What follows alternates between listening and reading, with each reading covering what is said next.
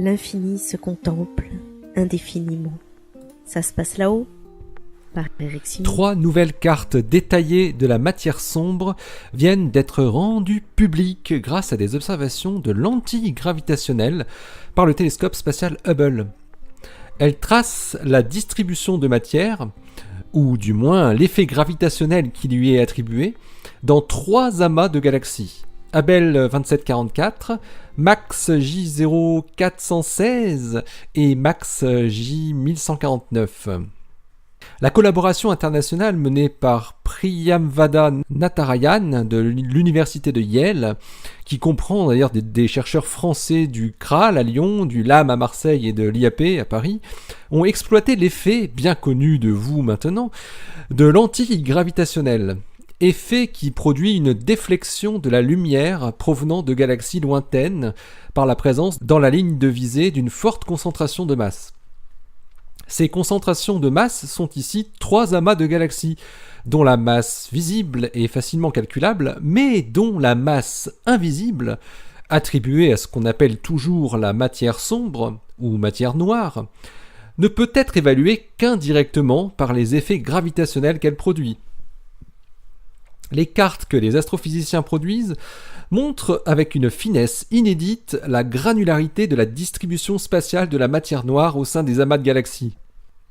Il s'agit des cartes de distribution de matière noire les plus détaillées à ce jour. On y voit des pics de densité qui correspondent aux galaxies, répartis sur un fond non uniforme, plus peuplé aux alentours des grands groupes de galaxies. Les plus petites concentrations de matière sombre détectées entre guillemets ici, ce qu'on appelle des sous-halos, ont des masses de l'ordre de 3 milliards de masses solaires, et les plus massives atteignent 10 000 milliards de masses solaires. Pour donner une comparaison, la masse totale typique de chacun de ces 3 amas est de l'ordre de 1 million de milliards de masses solaires, soit environ 1000 galaxies comme la nôtre. Un point qui a une très grande importance est que ces cartographies effectuées à l'échelle des amas ne montrent pas de crise des sous-structures, un déficit de sous-halo comme celui qui est vu dans le voisinage proche de notre Voie lactée et que l'on appelle communément le problème des galaxies satellites. Il y a bien le bon nombre de petites structures de matière noire dans les observations de ces 3 amas de galaxies vis-à-vis de ce que prédit la théorie. Il faut rappeler que le problème des galaxies satellites est une épine dans le pied des promoteurs de la matière sombre sous forme de WIMPs, car la théorie prédit qu'il devrait exister beaucoup plus de galaxies naines remplies de matière noire en orbite autour de notre galaxie, par rapport à ce qu'on observe aujourd'hui. Mais si les sous-halos de matière sombre sont bien détectés dans des amas lointains, leur manque dans notre voisinage ne pourrait alors être qu'un effet statistique ou un manque de sensibilité de nos moyens d'observation, et ne serait donc plus un problème. Les astrophysiciens, dont la recherche est publiée dans Monthly Notices of the Royal Astronomical Society, trouvent tout de même une petite différence au sujet des sous-halos de matière sombre entre leurs observations et les simulations.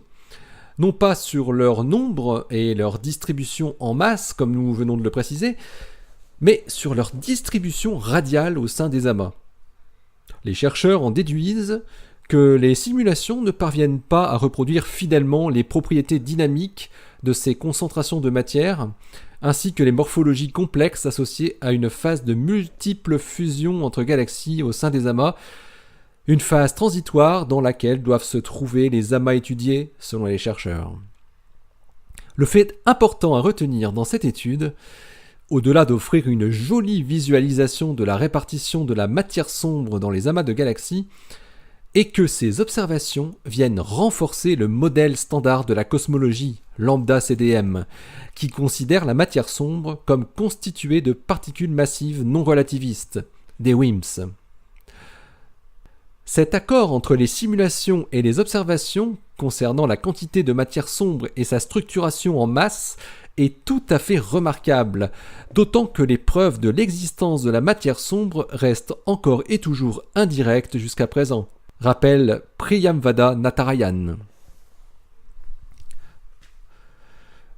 L'article donc de Priyamvada Natarajan et ses collaborateurs est paru ou va paraître très très bientôt dans Monthly Notices of the Royal Astronomical Society.